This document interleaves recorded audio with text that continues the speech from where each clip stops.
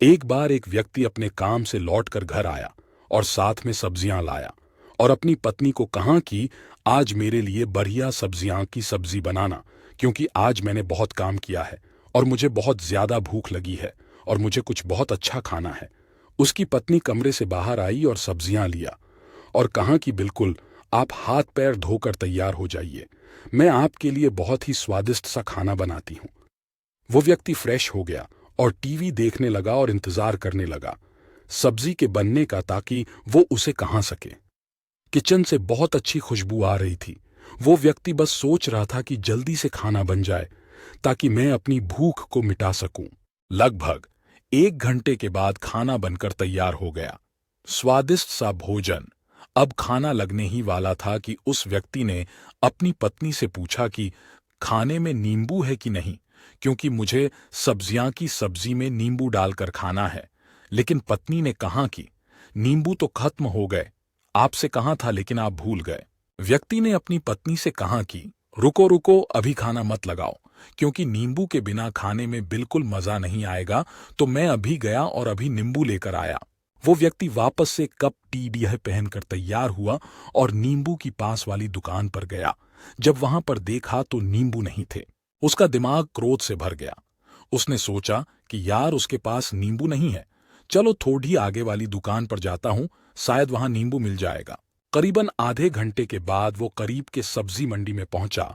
वहां पर उसे नींबू मिल गया और वो बहुत खुश हुआ कि चलो, नींबू मिल गया और अब मैं घर में जाऊंगा और सब्जी में नींबू डालकर अच्छे से सब्जी खाऊंगा।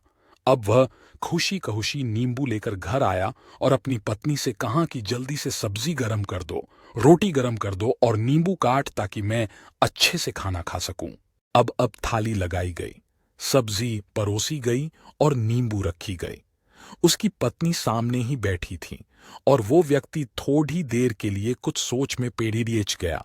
उसके बाद उसने नींबू की प्लेट उठाई और दरवाजे से बाहर की ओर फेंक दी और जोर जोर से चिल्लाने लगा, मैं जीत गया, मैं जीत गया।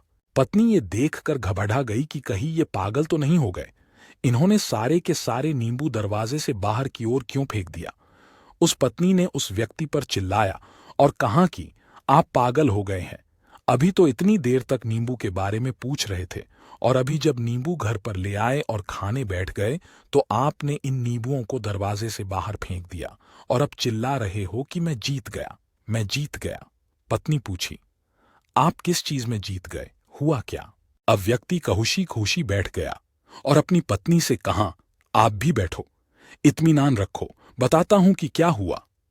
आज सुबह से ही मेरी जीत मुझे अपने बस में करने की कोशिश कर रही थी। जब मैंने बहुत काम कर लिया तब मुझे बहुत तेज भूख लगी। जब मैं घर पर आया तो तुमने बहुत ही स्वादिष्ट सब्जी बनाई। उसकी खुशबू मेरी नाक में गई। फिर मेरी जीभ ने कहा कि इसे अब नींबू चाहिए। मैं पास वाली दुकान पर गया, लेकिन वहां नींबू नहीं मिले। थोड़ी और दूर गया, वहां पर भी नहीं मिले तो मुझे उसने और दूर लेकर गई। मैं उसके वश में आ गया और जैसी ही वह कहती रही वैसा मैं करता गया। अब मैं वैसा ही करता गया जैसा वो मुझसे करवाती गई, लेकिन अंत में मैंने विजय प्राप्त कर ली। मैंने उसे उठाकर बाहर फेंक दिया और कह दिया कि तुम्हारा मुंह पर कंट्रोल नहीं है, बल्कि मेरा तुम पर कंट्रोल है और मैं जीत गया। क्या आपको समझ में आया कि कैसे अपने इच्छाओं पर विजय प्राप्त करें? कई बार लोगों को शराब पीने की आदत लग जाती है और उस चक्कर में वो भटकते रहते हैं। यदि एक जगह नहीं मिलती तो दूसरी जगह जाए है, दूसरी जगह नहीं मिलती तो तीसरी जगह जाते हैं।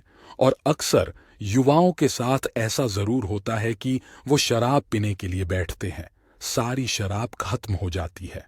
उसके बाद एक ना एक व्यक्ति जरूर कहता है कि यार और चाहिए के चक्कर में शराब ढूंढने के लिए निकलते हैं। देर रात हो जाती है, वो भटकते रहते हैं। एक जगह नहीं मिलती तो दूसरी जगह जाते हैं, दूसरी जगह नहीं मिलती तो तीसरी जगह जाते हैं और अपने समय, पैसे और अपने आप को बर्बाद करते रहते हैं।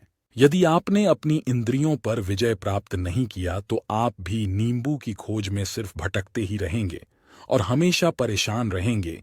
इसीलिए अपनी इंद्रियों पर काबू पाइए और अपनी जीवन को खुशी खुशी बिताइए।